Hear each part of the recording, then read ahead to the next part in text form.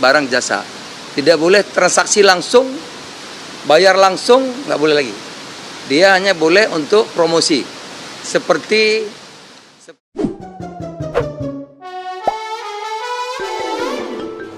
Hola netizen yang tercinta, pemerintah Indonesia melalui Kementerian Koperasi dan UKM resmi mengeluarkan aturan yang melarang TikTok untuk menjalankan dua bisnis sekaligus, yaitu bisnis media sosial dan e-commerce. Penyebabnya adalah adanya kekhawatiran terkait konten yang melanggar undang-undang di platform tersebut. Dalam rapat terbatas yang digelar oleh Presiden Jokowi, pemerintah setuju untuk merevisi aturan terkait perdagangan dalam sistem elektronik. Artinya, aplikasi seperti TikTok hanya diperbolehkan mempromosikan barang atau jasa saja. Sementara untuk berjualan akan ada batasan dan tidak diizinkan.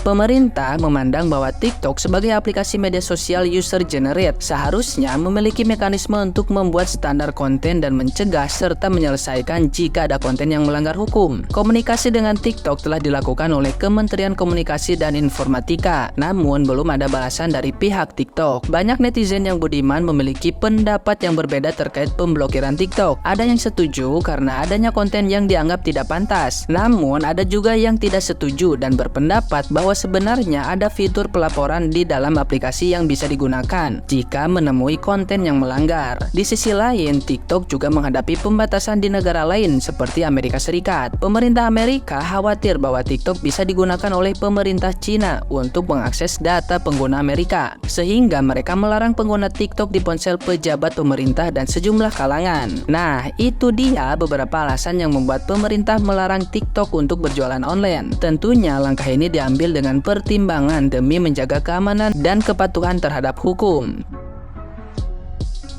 Tapi, pernahkah kalian bingung kenapa produk impor bisa dijual dengan harga yang lebih murah? Apa ada rahasia di balik itu? Nah, hal ini juga yang dikritik oleh para pedagang offline. Mari kita bahas satu persatu alasan yang membuat produk impor jadi lebih terjangkau. Sedangkan produk lokal harga mahal kualitas ampas seperti AHM yang sedang merana akibat rangka patah.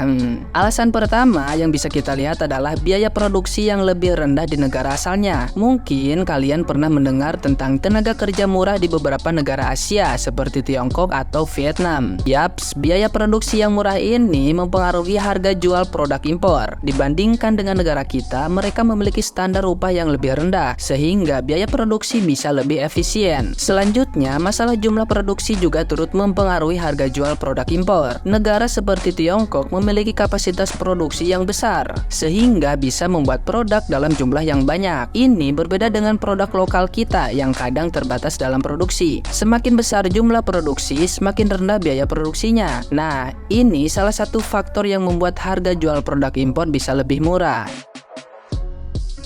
Selain itu, ada juga perbedaan dalam regulasi dan kebijakan pajak di setiap negara. Beberapa negara memiliki kebijakan pajak yang lebih rendah atau bahkan tidak ada sama sekali untuk barang-barang yang dijual. Hal ini bisa mempengaruhi harga jual produk impor. Di Indonesia misalnya, kita punya bea masuk yang cukup tinggi untuk produk impor. Ini membuat harga jualnya menjadi lebih tinggi dibandingkan dengan produk lokal. Bukan hanya itu, ada juga faktor persaingan di pasar global. Dalam dunia perdagangan internasional, ada banyak produsen yang bersaing untuk menarik konsumen. Untuk memenangkan persaingan ini, beberapa produsen impor rela menawarkan harga yang lebih rendah. Mereka mungkin menekan keuntungan agar harga jualnya lebih kompetitif. Tentunya hal ini menguntungkan konsumen karena bisa mendapatkan produk impor dengan harga yang lebih terjangkau. Jadi kesimpulannya adalah ada beberapa alasan mengapa produk impor bisa dijual dengan harga yang lebih murah. Biaya produksi yang lebih rendah, jumlah produksi yang besar, kebijakan pajak yang berbeda, dan persaingan di pasar global semua memainkan peran penting dalam menentukan harga jual produk impor. Dengan memahami faktor-faktor ini, kita bisa lebih bijak dalam memilih produk impor yang kita beli.